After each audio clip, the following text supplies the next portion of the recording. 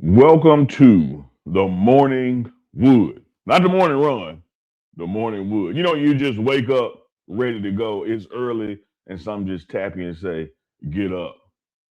Morning wood. Got to do this. You got to like, you got to share yourself, you got to subscribe. So make sure you hit that thumbs up button. Make sure you hit that subscribe button to stay in tune and locked into the pregame network going into 2026. A lot of more content, a lot of more shows, a lot of more everything. So you don't want to miss out on what's taking place. Hit that thumbs up, turn that notification bell on, and be sure, if you like it, share it with somebody. As we approach the end of the NFL season, everybody's looking at who's in and who's out of the playoffs. You got to start looking to the future and saying who's going to be in and who's going to be out of these teams. There's a lot of folks out there who want Shedeur Sanders to stay with the Cleveland Browns. And I get that. I totally get that. They want him to stay with the Browns to turn that franchise around to be successful there. But it just gets me to wondering why? Why do we need Shadur to stay with the Browns to be successful? He could be successful anywhere in the NFL. He doesn't have to stay with the Browns to be successful. And the Browns have proven, just through the history of being the Browns, that they don't particularly fare well with quarterbacks that fare extremely well in other places. There's so much needed to be around Shadur to be successful. Clearly, he needs an offensive line there. Clearly, he needs a new wide receiver one, maybe even wide receiver two. I think they're solid at tight end. But if you're really going to make this guy your franchise quarterback, you got to be prepared to give him the pieces and the time to get where it needs to be. And based on what I've seen from the Browns, not just counting the draft, but actually after the draft, the way minicamp was managed and the fall camp was managed, his lack of reps with the run ones, and only getting a real opportunity after someone was in concussion protocol. And if you look at what Shadur is doing right now with probably his fourth or fifth start, had he been given those opportunities in weeks 1 through 5, look how further ahead he would be. I'm not convinced that Cleveland is the place for Shadur. I'm not speaking on his behalf. I love his post game press conferences. If he wants to be there, I want him there. I want him to be happy. But as I look at the lay of the land, I can't convince myself to root for Cleveland to get this right when they've given me no indications that they're going to get it right. I look for Shadur to have success, much better success elsewhere. I really do. I think that's going to be the case. Let me say this slow because sometimes truth needs room to breathe. If Cleveland ever trades Shedeur Sanders, it won't be because he can't play the position. It'll be because Cleveland decided they don't want to wait on greatness. See, in this league, there are two types of quarterbacks: the ones you just kind of manage and the ones you build around. Shedeur, oh, that's a build around quarterback. You invest in him, you get him what he needs. Because hear me, this young man has already shown you he can stand in chaos and deliver order. He's accurate. He's poised. He don't flinch. Pressure don't scare Shadur. Pressure introduces him. But Cleveland is like this right now organization. They want answers before the questions even finish forming. And when you got a roster that you're sitting there think is ready to win today, patience becomes expensive. And that's where to me the conversation changes. Because Shadur's value, oh, it's high right now. It's real high. He ain't just a quarterback, he's currency. That's draft picks, leverage, options. And some front offices would rather cash that check than wait for the investment to mature. But here's the part nobody wants to really say out loud. Trading Shadur wouldn't mean Cleveland got smarter. It would mean they got nervous. Because the truth is, quarterbacks like him don't come around.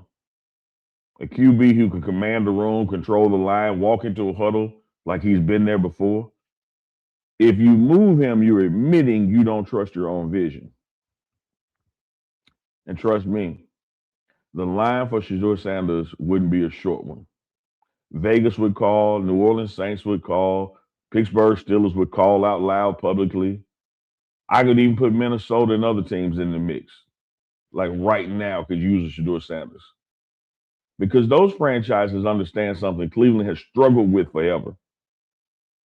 You don't rush quarterbacks, you rush mistakes. And if Shedeur Sanders ever leaves Cleveland, don't blame Shedeur Sanders. Blame a system that mistook patience for weakness and forgot that sometimes the best move is letting the future finish loading.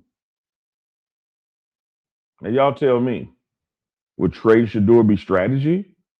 Or would it be history repeating itself in Cleveland? Because I've seen this movie before. We've seen this Cleveland movie before. In the end, it usually ain't fun.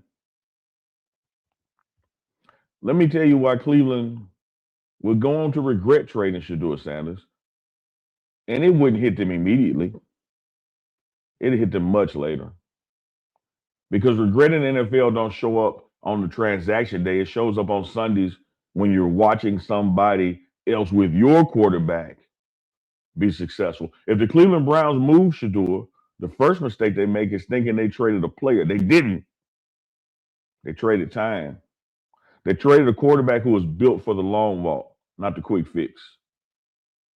See, Shedeur Sanders is the type of QB who gets better after the mistake, after the hits, after the ugly Sundays. In Cleveland, Cleveland has never been good at waiting through the middle.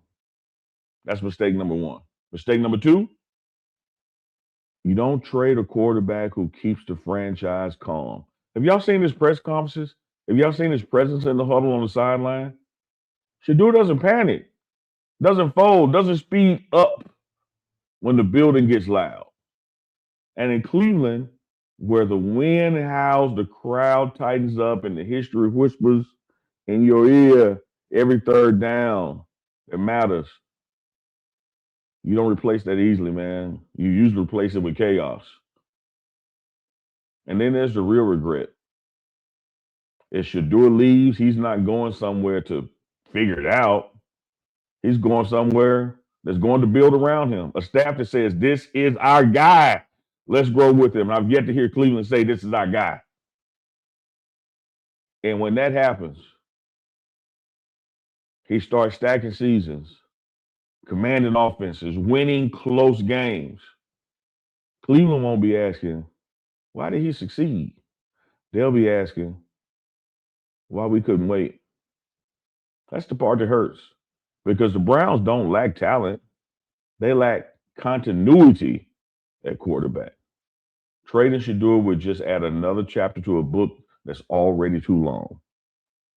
And here's the cold truth. Draft picks don't calm a locker room. Cap space doesn't convert third and eights. And potential doesn't lead to wins in December. Quarterbacks do. If Cleveland trades Shedeur Sanders, they won't regret it because he becomes a star. They'll regret it because he becomes steady. Because in this league, the rarest thing isn't quarterbacks, it's reliability under pressure. And once that walks out the door in Cleveland, you usually spend the next decade trying to find it again. So if I'm Cleveland, I ask myself one question.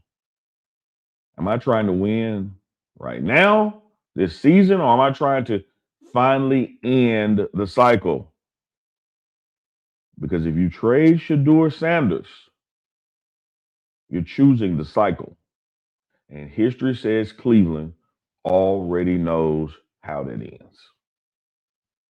Now, having said that, I think the best course of action, because Cleveland has proven that Cleveland is going to be Cleveland, is just get the hell out of Cleveland.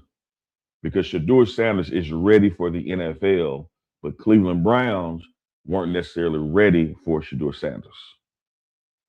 If they don't make a change with head coach, if they don't use this draft capital that they have to bolster that offensive line or that offense in general, so what we doing?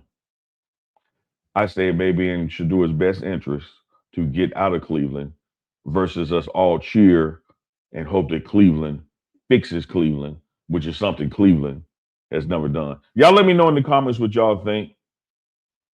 Morning wood just gets you up sometime and you got to speak on it. Y'all be blessed and have a great, great day.